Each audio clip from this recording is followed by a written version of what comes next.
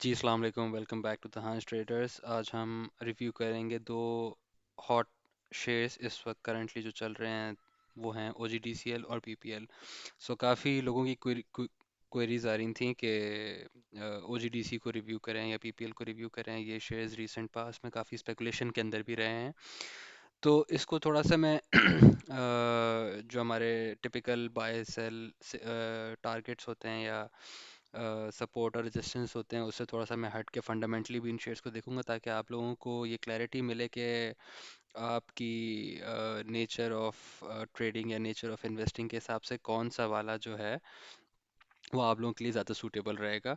दोनों शेयर्स जो हैं वो साथ साथ ही चलते हैं, लेकिन फिर भी इसको क्या कहते हैं ना, दोनों को इंडिविजुअली देखते हैं और फिर इन दोनों को हम कंपेयर भी करेंगे कि कौन सा वाला ज़्यादा बेनिफिशियरी है रेकोडेक का, सर्कुलर डेट का, या अपने इंडिविजुअल एंटिटी के अंदर कौन सा वाला हमारा स्टॉक ज़्यादा अच्छा परफॉर्म कर रहा है। सो अगर टेक्निकली देखें तो OGDCL जो है उसका एक बड़ा स्ट्रॉन्ग साइकोलॉजिकल रेजिस्टेंस लेवल है 280 रुपीज़ का। ये मल्टीपल टाइम्स इसने अटेम्प्ट किया है इस लेवल को ब्रेक करने का, बट वो उसको वहाँ से रिजेक्शन मिलती है और वो उसको सस्टेन नहीं कर पा रहा था। तो 280 के पास से ये दो तीन दफ़ा जो है रिजेक्ट हो चुका है। अगर मैं OGDC की सपोर्ट की बात करूं, सपोर्ट जो है एक ऐसी प्राइस होती है जहां से हमने ट्रेडिशनली देखा होता है कि बायर्स स्टेप इन करते हैं और फिर वहां से वो प्राइस को ऊपर लेके चले जाते हैं। फिर से उनको लगता है कि ये एक फेयर प्राइस है किसी भी शेयर की।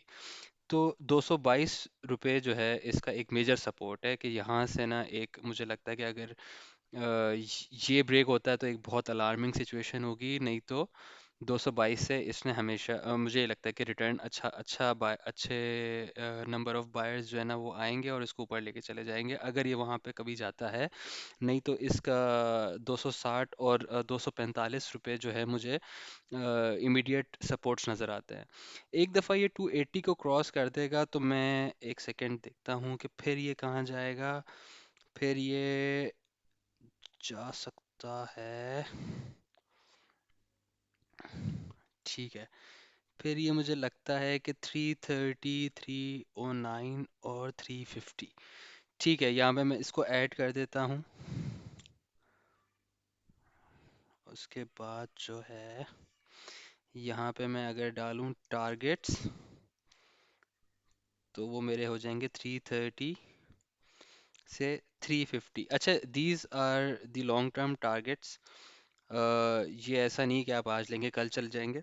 हो भी सकता है, पाकिस्तानी स्टॉक है, पाकिस्तानी मार्केट है, कब चलने को चल जाए। लेकिन जो टेक्निकल्स मुझे कह रहे हैं वो यही है कि अगर ये 280 का जो साइकोलॉजिकल लेवल है, बेसिकली कोई ये प्राइस को तो नहीं पता कि यहाँ ब्रेक होना है। तो खैर, अगर ये यहाँ से ब्रेक करता है और उसको सस्टेन करता है 280 को विद गुड वॉल्यूम्स, तो ये मुझे लगता है कि 330 और 350 पे इजीली जा सकता है। अब प्रॉब्लम यह है कि इस वक्त एक इंडिकेटर होता है RSI, वहाँ पे डाइवर्जेंस आपको पता लगती है कि आपकी प्राइस वैसे तो ऊपर जा रही होती है लेकिन मोमेंटम आपका स्लो डाउन हो रहा होता है। तो वहाँ पे ना इसका मोमेंटम मुझे एग्जॉस्ट होता नज़र आ रहा है। तो ये एक अलार्मिंग सिचुएशन है थोड़ी सी OGDC के लिए, लेकिन लॉन्ग टर्म में ये शेयर बहुत ज़बरदस्त है। अब इसके फंडामेंटल्स को अगर हम देखें तो इसका PE रेशो है वो है अराउंड 7 रुपीज़। ठीक है, लेकिन ये रेकोडेक का एक बहुत बड़ा बेनिफिशरी है ये OGDC। इसका 8.33 स्टेक है, क्या कहते हैं, इस रेकोडेक के पूरे प्रोजेक्ट के अंदर। इसके साथ साथ PPL का 8.33% स्टेक है, और एक और कंपनी है पाकिस्तानी गवर्नमेंट, वो उसके ऊपर भी, उसके पास भी 8.33% स्टेक है रेकोडेक का। डिविडेंड, इसकी average dividend yield is around 5.6%। ये इतना परसेंट आपको डिविडेंड दे देता है। नेट प्रॉफिट मार्जिन इज़ 42.7, जो कि एक बहुत अच्छा नंबर है कि ये अपने सेल्स को नेट इनकम में जो है मतलब जो कन्वर्ट कर रहा है, या सेल्स को प्रॉफिट में जो कन्वर्जन रेट है इसका, वो बड़ा ज़बरदस्त है। EPS again is very healthy 38.50। और फिर इसके अलावा एवेन्यूज़ भी आ गए हैं जो कि यहाँ पे मैंने मेंशन किए हैं, प्लस सर्कुलर डेट। गवर्नमेंट उसकी वो है, कर्जदार है, तो जिस दिन वो इसको पैसा देगी ये कैश रिच कंपनी हो जाएगी। कैश किंग अभी भी है ये कंपनी। तो ऑल इन ऑल फंडामेंटली भी वेरी वेरी स्ट्रॉन्ग कंपनी। फिर रेकोटेक के अंदर जो है आपको फेज़ वन में कोई $100 मिलियन तो आप एक्सपेक्ट करते हैं इसका क्या कहते हैं प्रॉफिट, और फेज़ टू में जो डबल हो सकता है वो फिर कहीं 200 मिलियन पे चला जाएगा। और इसके बाद जो है इसका ईपीएस मुझे लगता है कि 50 से 60 रुपए पे जाके कहीं खड़ा हुआ होगा। अब इसके बाद हम क्या कहते हैं देख लेते हैं पीपीएल को, पीपीएल क्या कहता है। अच्छा, इस एक दफ़ा पीपीएल को एनालाइज कर लेंगे और उसके बाद फिर हम इसको क्या कहते हैं कंपेयर करेंगे ओजीडीसी और पीपीएल को। फिर मैं जो मुझे लगता है कि जो जो मुझे लगता है कि करना चाहिए वो मैं वर्डिक्ट दे दूंगा। But again this is not a financial advice, this is solely what I think about these shares. Please do your own research before buying or selling any stock in any market. अच्छा, PPL के अंदर जो है जो मुझे की levels यहाँ नज़र आ रहे हैं दैट आर 200 और 210, 200 के अराउंड जो है एक बहुत मजबूत सपोर्ट है इसकी। इसने मल्टीपल टाइम्स इस लेवल को रिजेक्ट किया था, फिर इसने इसको ब्रेक किया, तो अब ये इसकी एक बड़ी मजबूत सपोर्ट बनी है। तो अगर ये रीटेस्ट करेगा तो हो सकता है 200 पे आए और एंट्री के लिए ये प्राइस एक बहुत अच्छी होगी। फिर मोमेंटम इसके अंदर भी एग्जॉस्ट होता नज़र आ रहा है, तो हो सकता है कि थोड़ा सा कंसोलिडेट हो या थोड़ा सा रेस्ट ले, या खींचने कोई खींच भी दें ऊपर, जो कि मुझे लगता है कि 304 पे जाके क्या कहते हैं 304 तक ये जा सकता है। और इनिशियल टारगेट्स मुझे लगता है कि 240 के पास ये अचीव कर लेगा। लेकिन अगर ये रीटेस्ट करता है तो हमारे लिए बड़ी अच्छी बात होगी कि हम इसको 200 पे एंट्री ले सकते हैं। अगर ये नीचे आता है 200 से तो मुझे इसकी अगली सपोर्ट नज़र आती है एट अराउंड 185, जहाँ पे आने के चांसेस कम है, बट यू नेवर नो, 185 पे भी इसकी हाँ आ सकता है ये। ठीक है, या मैंने लिखा नहीं है, मैंने बता दिया, लेकिन चलें मैं लिख भी देता हूँ। 185 अनदर सपोर्ट, लेकिन 200 मुझे एक अच्छी सपोर्ट लगती है एंट्री लेवल के लिए भी। अगर आपने एंट्री लेनी है तो भी मुझे ये रेट अच्छा लगता है। फिलहाल यहाँ पे 227 पे थोड़ा सा महंगा है, क्योंकि इतना कोई क्या कहते हैं रूम बचा नहीं है। 238 पे मुझे लगता है कि ये टकरा के वापस आएगा, रिजेक्शन लेगा, या इसको रेजिस्टेंस का सामना करना पड़ेगा। फिर आते हैं हम इसकी पीई रेशो पे, दैट इज़ अराउंड 6.7। ठीक है, ओजीडीसी का जितना है उतना इसका भी है कमोबेश।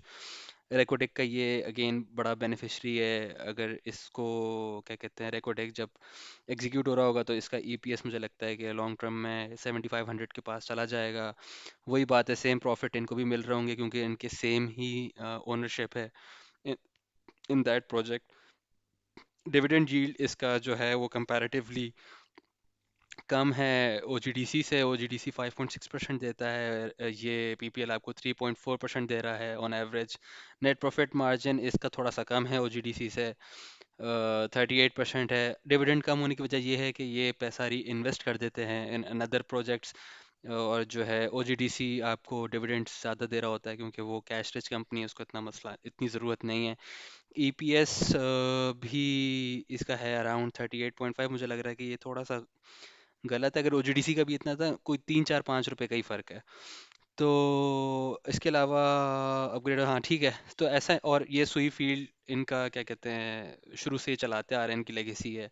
और बीच में ये न्यूज़ थी कि उनके पास गैस कम हो रही है, तो इनको जो है डिफरेंट साइट्स मिल गई हैं जो कि मैंने यहाँ लिखी हुई हैं। आप इसको गूगल कर लें तो बेतहाशा इन्फॉर्मेशन आपको मिल जाएगी। ये सिर्फ मोटे मोटे लेमन टर्म्स में, कोई बहुत क्या कहते हैं डिटेल में नहीं जा रहा, आसान लफ्ज़ों में मैं इस चीज़ को समझाने की कोशिश कर रहा हूँ। अगर आपको कोई चीज़ नहीं समझ आती तो आप कमेंट्स में बता सकते हैं, मैं इसको और आसान अल्फाजों में बता दूंगा। अच्छा, ये हो गया पीपीएल का भी, मैंने टेक्निकल्स आपको बता दिए और फंडामेंटल्स का भी मोटा मोटा मैंने आपको बता दिया। फिर आ जाते हैं इस पे, ये एक कंपैरिजन है, कंपैरिजन टेबल है। आपको अगर इसको समझना है तो आप वीडियो पॉज करके देख सकते हैं, इसलिए मैं इस पे ज़्यादा टाइम नहीं लगाऊंगा। लेकिन ये बेसिकली 4 5 डिफरेंट मेट्रिक्स को कंपेयर कर रहा है बिटवीन ओजीडीसी और पीपीएल, कि इनका बिजनेस साइज़ क्या है, इनका मेन इनकम क्या है, कैश स्ट्रेटजी क्या है, इनके पास एसेट्स क्या हैं और इनकी फाइनेंशियल हेल्थ क्या है। और ये है आखिर में मेरा वर्डिक्ट कि आप ओजीडीसी लें इफ़ यू वांट क्या कहते हैं रेगुलर डिविडेंड्स, और क्या कहते हैं कैश रिच कंपनी है, पाकिस्तान की नेचुरल रिसोर्सेज इसके पास। सो बेसिकली ये एक बड़े ओनर हैं of of of Pakistan natural resources. PPL आप तब लें जब अगर आप थोड़ा से क्या कहते हैं रिस्क टेकर हैं, या काइंड ऑफ आप एडवेंचर चाहते हैं ना थोड़ा सा मार्केट में, कि यार हो सकता है कि ये अंडर, क्योंकि अभी ये थोड़ा सा अंडर वैल्यूड लगता है, और बड़े टाइम बाद इसने ये आपको प्राइस दिखाई है, तो इसके मुझे लगता है कि चांसेस ज़्यादा हैं चलने के ये, और लेकिन ये चलते दोनों शेयर साथ साथ हैं तो कोई बहुत ज़्यादा फ़र्क नहीं मुझे लगता, लेकिन और अभी हो सकता है कि ये थोड़ा सा अरसा आपको तंग करें, या आपको फ़ौरन इंस्टेंट गेन ना दें, लेकिन लॉन्ग रन में दोनों ही बड़े ज़बरदस्त शेयर मुझे लगते हैं इन्वेस्टमेंट के लिए। बट अगेन ये मेरा पर्सनल व्यू है, आपको खुद क्या कहते हैं वो करना ज़रूरी है, अपना रिसर्च करना ज़रूरी है बिफोर परचेजिंग और before investing in any of the stocks in the market, ठीक है। तो ये भी आप देख सकते हैं, और ये भी मैं आपको फिर से लगा देता हूँ, क्या कहते हैं इनका कंपैरिजन टेबल, टेक्निकल लेवल्स मैंने आपको बता दिए, और फंडामेंटल्स भी ऊपर ऊपर से मैंने आपको बता दिए। अगर आपको वीडियो पसंद आई हो तो प्लीज़ लाइक एंड सब्सक्राइब, अगर नहीं पसंद आई तो बताएंगे क्या कमी है, या क्या चीज़ में मिस आउट कर रहा हूँ, या आप ना भी बताएं क्या फ़र्क पड़ता है। अपना ख्याल रखें, मिलते हैं अगली वीडियो में। अल्लाह हाफिज़।